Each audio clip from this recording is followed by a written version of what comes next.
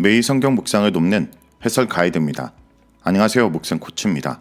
함께 읽고 나눌 말씀은 여호수아 14장 1절에서 15절까지 말씀입니다. 이제 본격적으로 요단 서편 땅 분배가 시작됩니다. 그니스 사람 갈렙은 여호수아에게 헤브론 산지를 기업으로 요청합니다. 갈렙은 이스라엘 백성들이 기업 분배 과정에서 본받아야 할 대상으로 소개됩니다. 1절에서 5절 읽겠습니다. 이것은 이스라엘 자손이 가나안 땅에서 받은 기업, 곧 제사장 엘르아살과 눈의 아들 여호수아와 이스라엘 자손 지파의 족장들이 분배한 것이니라. 여호와께서 모세에게 명령하신 대로 그들의 기업을 제비 뽑아 9지파와 반지파에게 주었으니 이는 2지파와 반지파의 기업은 모세가 요단 저쪽에서 주었으며 레위 자손에게는 그들 가운데서 기업을 주지 아니하였으니 이는 요셉의 자손이 므낫세와 에브라임 2지파가 되었습니다. 이 땅에서 레위 사람에게 아무 분깃도 주지 아니하고 다만 거주할 성읍들과 가축과 재산을 위한 목초지만 주었으니 이스라엘 자손이 여호와께서 모세에게 명령하신 것과 같이 행하여 그 땅을 나누었더라. 1절에서 5절은 요단 서편 지파들의 땅 분배 과정 전체에 대한 서론적 요약입니다. 먼저 땅 분배에 참여한 지도자들로 제사장 엘르아살, 여호수아, 그리고 지파의 족장들이 소개됩니다. 민수기 34장 16절에서 19절에서는 이들이 가나안 땅 분배에 참여할 주역들로 소개됩니다. 이들은 또한 이미 요단 동편 땅 분배 과정을 목격했던 사람들이기 때문에 이들의 등장은 문맥상 자연스럽습니다. 특히 대제사장 엘르아살이 여호수아 앞에 언급되고 있어 땅 분배의 주도적인 인물인 것처럼 소개됩니다. 이것은 아마 땅 분배가 제비를 뽑는 방식으로 진행되었기 때문인 것 같습니다. 아니면 여호수아가 연로하여 공적인 일에서 뒤로 물러날 가능성도 생각해 볼 수 있습니다. 엘르아살과 여호수아가 요단 서편에 9지파 반에게 기업을 분배하는 방식은 제비뽑기입니다. 제비를 뽑아 기업을 분배하는 것은 이미 하나님께서 모세에게 명령하신 방식이기도 합니다. 민수기 33장 54절에 의하면 땅 분배는 2가지 원칙에 따라 이루어져야 하는데 인구수에 비례해서 분배하는 것과 제비를 뽑아서 지역을 결정하는 것입니다. 제비 뽑기의 구체적 방식에 관해서는 본문이 언급하진 않습니다. 유대 랍비들의 견해에 따르면 2 항아리에 각각 지파 이름과 지명을 기록한 자가를 넣고 양쪽 항아리에서 하나씩 뽑는 방식으로 이루어졌을 것으로 봅니다. 땅 분배에 있어서 제비를 뽑는 것은 2가지 의미를 지닙니다. 그것은 땅 분배가 하나님의 뜻에 이루어졌다는 것과 모든 지파에게 공정하게 분배되었음을 의미합니다. 여호수아서 안에서는 모든 지파가 이 방법을 통해 기업을 받습니다. 3절에서 4절은 요단 동편 지파와 레위 지파에 대한 언급입니다. 요단 서편 분배에 대한 요약에서 동편 지파들과 레위 지파들의 기업이 언급됩니다. 이것은 이스라엘 연합을 강조하기 위한 의도로 보입니다. 서쪽의 지파들뿐 아니라 동쪽의 지파들과 레위 지파 모두 하나님으로부터 기업을 받은 언약 백성들이라는 의미입니다. 4절에서는 요셉 지파가 므낫세와 에브라임 2지파로 구성되었음을 언급합니다. 창세기에 의하면 므낫세와 에브라임은 야곱의 12아들이 아니지만 야곱의 유언에 따라 야곱의 아들로서의 지위를 얻게 됩니다. 레위 지파가 땅 분배에서 빠진 대신 요셉이 실질적으로 2지파를 이루었기 때문에 결국 12지파가 땅 분배를 받게 된 것입니다. 이를 통해 저자는 이스라엘이 12지파의 연합체임을 강조합니다. 이스라엘은 12지파가 함께 모여 하나의 신앙 공동체가 된 것입니다. 요단 서편의 땅 분배 과정이 하나님께서 모세에게 명령하신 대로 이루어졌음을 5절은 밝힙니다. 이를 통해 저자는 땅 분배 과정에서 보인 백성들의 순종을 칭찬합니다. 하나님에 대한 순종에 있어서 지도자와 백성이 하나 된 것입니다.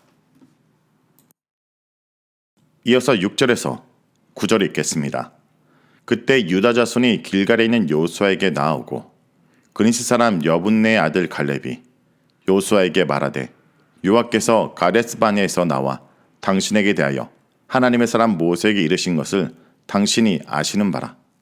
내 나이 40에 여호와의 종 모세가 가데스바네에서 나를 보내어 이 땅을 정탐하게 하였으므로 내가 성실한 마음으로 그에게 보고하였고 나와 함께 올라갔던 내 형제들은 백성의 간담을 높게 하였으나 나는 내 하나님 여호와께 충성하였으므로 그날에 모세가 맹세하여 이르되 내가 내 하나님 여호와께 충성하였은즉 내 발로 밟는 땅은 영원히 너와 내 자손의 기업이 되리라 하였나이다.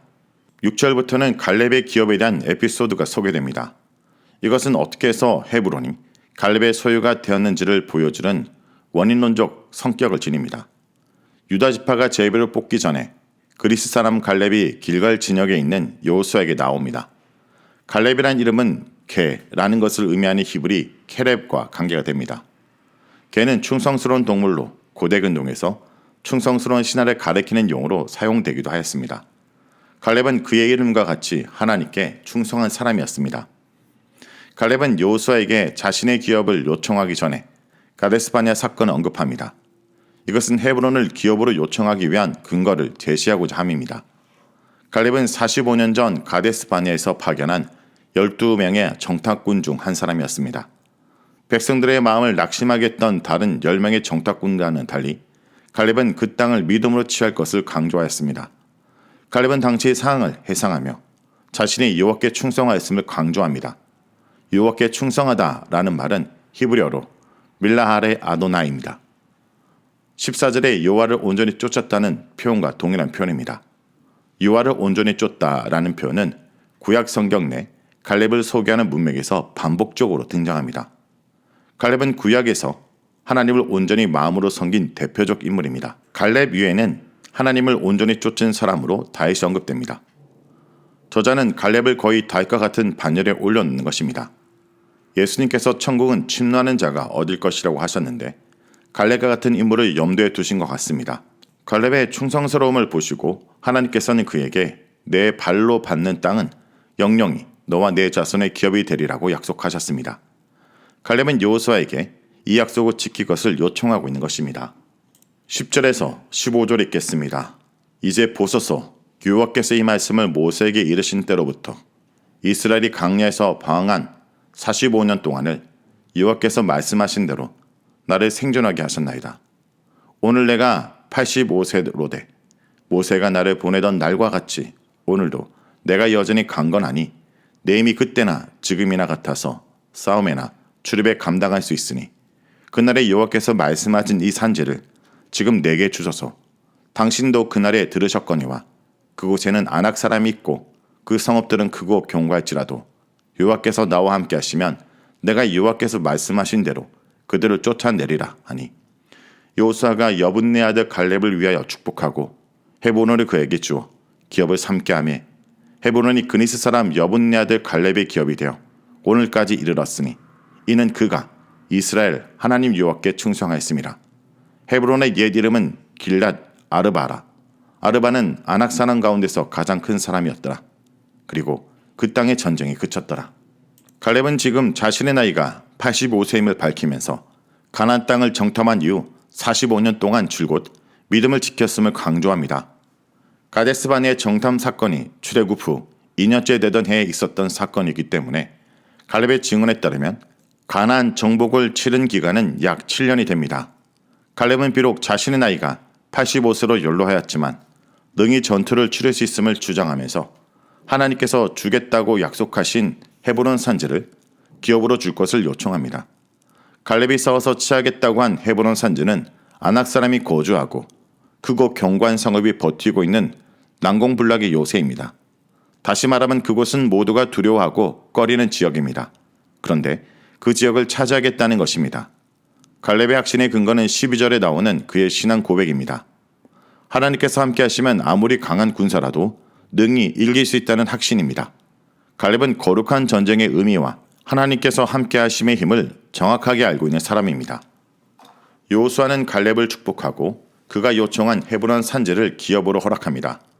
이렇게 해서 헤브론 지역이 여분네 아들 갈렙의 기업이 되었고 그 후손들이 그 땅을 차지하게 되었습니다. 성경은 갈렙이 헤브론을 유산으로 받았다는 이야기를 세 차례나 반복하며 그가 누린 축복을 강조합니다. 갈렙이 그런 축복을 받은 이유는 그가 여호와를 온전히 쫓았기 때문입니다.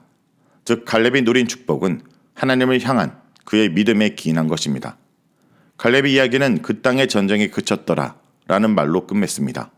이것은 갈렙이 여호수아에게 유업을 요청한 시간적 배경을 알리며 동시에 그 이후 전개되는 요단 서편 땅 분배를 준비하는 기능을 합니다. 전쟁이 끝났기 때문에 이제 본격적으로 땅을 분배할 시점이라는 의미입니다. 성도 여러분, 중요한 것은 나이가 아니라 믿음입니다. 갈렙은 85세의 나이에도 불구하고 45년 전 받은 하나님의 약속을 붙들고 아낙 자손이 거주하는 크고 견고한 성읍을 자신의 기업으로 달라라고 요구합니다.